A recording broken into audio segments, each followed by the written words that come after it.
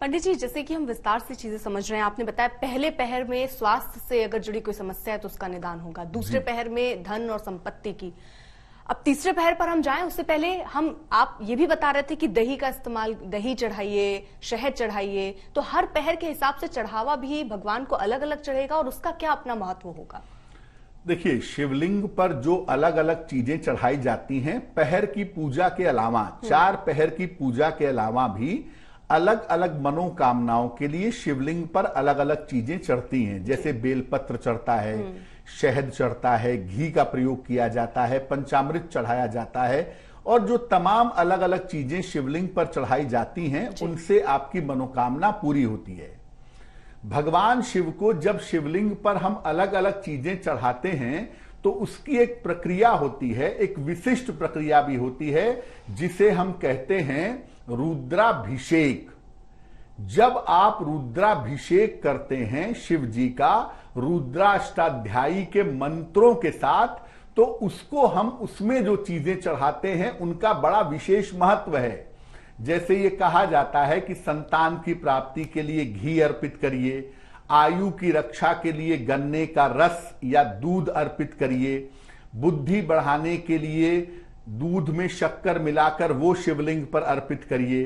तो शिवलिंग पर जो अलग अलग चीजें चढ़ती हैं उनका बड़ा विशेष महत्व है, और जिन मंत्रों के साथ उनको चढ़ाया जाता है वो मंत्र बड़े कारगर होते हैं। रुद्राष्टाध्यायी के जो मंत्र हैं रुद्राभिषेक में इस्तेमाल होते हैं और भगवान शिव की एक विशेष पूजा है वो। लेकिन इसके अलावा सामान्य रूप से भी आप अलग अलग चीजें शिवलिंग पर चढ़ा सकते हैं। और जब आप अपने घर में या अपने मोहल्ले के मंदिर में, अपने आसपास की सोसाइटी के मंदिर में शिवलिंग पर जल चढ़ा रहे हैं या कोई भी चीज अर्पित कर रहे हैं, तो आप निरंतर नमः शिवाय का जप करते रहिएगा, आपकी पूजा संपूर्ण होगी। पंडित जी, जिस पर हम सारे पहर की हम बात कर ही रहे हैं, आपने कहा कि ये 6 बजे से शाम से शुरू होकर इसके 4 पहर, मुझे लग रहा है सुबह 6 बजे तक शायद। उस पूरे टाइम पर अगर आप जैसे शिवलिंग की पूजा करनी है तो घर पर ही रखे शिवलिंग, या मिट्टी के बनाए, या बाहर से लेकर आए, या जो है, या मंदिर में किसी करना चाहिए? क्या जगह का भी कोई महत्व है? देखिए, मुख्यतः मंदिर में करने का सुविधा शायद ना मिल पाए, क्योंकि मध्यरात्रि में मंदिर के कपाट बंद हो जाते हैं। अब आप अपने घर पे शिवलिंग रख सकते हैं, और शिवरात्रि का मौका एक ऐसा मौका है जब आप अपने घर पे शिवलिंग को स्थापित कर सकते हैं। वो नर्मदा से निकला हुआ शिवलिंग नर्मदेश्वर भी हो सकता है, वो पारद का शिवलिंग भी हो सकता है, और आप जैसा कह रही हैं कि आप चाहें तो नदी की मिट्टी लाके घर पे शिवलिंग बना के उसकी भी पूजा कर सकते हैं। अगर आप नर्मदा का शिवलिंग अपने घर में रखते हैं या पारद शिवलिंग रखते हैं तो उनकी पूजा करने के बाद भी उनको घर में रख सकते हैं, उसमें कोई दिक्कत नहीं है।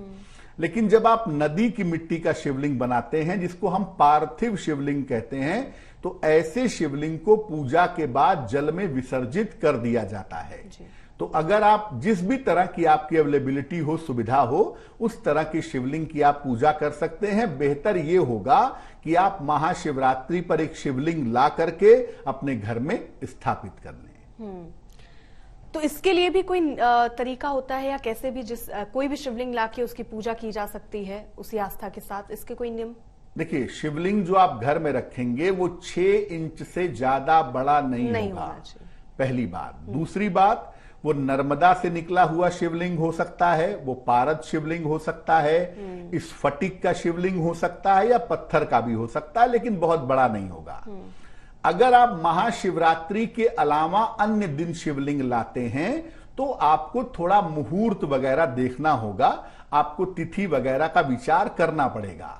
लेकिन महाशिवरात्रि पर आप किसी भी समय कैसा भी शिवलिंग ला सकते हैं, उसमें आपको किसी मुहूर्त और किसी गणना की जरूरत नहीं पड़ेगी। एक छोटा सा सवाल मेरे मन में और आया पंडित जी, क्योंकि जैसे हम इसको दिवाली से अगर जोड़कर देखें तो हम लक्ष्मी जी और गणेश जी की मूर्ति लेकर आते हैं, उनकी पूजा करते हैं, और उसके बाद उनको विसर्जित भी कर देते हैं, और अगली बार फिर एक नए लक्ष्मी गणेश जी लाते हैं।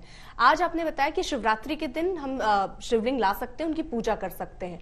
उसके बाद हम क्या कर सकते हैं? जब अगली बार हमें पूजा करना होगा तो क्या उसको विसर्जित करके नए शिवलिंग लाएंगे, या उनकी फिर से पूजा की जा सकती है? देखिए, जो आप शिवलिंग घर में स्थापित करते हैं, अगर आपने नदी की मिट्टी से पार्थिव शिवलिंग बनाया है जी। तो आपको पूजा के अगले दिन ही उसको विसर्जित करना पड़ेगा जी। लेकिन अगर आपने पारद शिवलिंग लाया है या अगर आप स्फटिक का शिवलिंग लाए हैं, नर्मदा का शिवलिंग लाए हैं, तो उसको विसर्जित नहीं किया जाता। उसे आप सालों साल यहां तक कि पीढ़ी दर पीढ़ी भी सुरक्षित रख सकते हैं, उसका विसर्जन नहीं होगा। एक बात और है, सामान्य जो मूर्तियां होती हैं अर्पिता हमारे घरों में पूजा के लिए, अगर वो टूट जाती हैं या हाथ में टूट गया या कोई पेंट निकल गया या कॉर्नर टूट गया, तो ऐसी मूर्तियों को हम हटा देते हैं। उनकी पूजा के लिए मनाही है कि मत करिए, खंडित मूर्तियों की पूजा नहीं होती। लेकिन शिवलिंग के साथ ये नियम नहीं है। अगर शिवलिंग खंडित हो गया है तो भी उसकी पूजा की जा सकती है और उसके शुभ परिणाम तब भी आपको प्राप्त होंगे। केवल एक ही कंडीशन में, जैसा आपने कहा कि एक ही कंडीशन में हम शिवलिंग विसर्जित करेंगे। अगर आप नदी की मिट्टी से लाके पार्थिव शिवलिंग बना रहे हैं तो उसका विसर्जन किया जाएगा।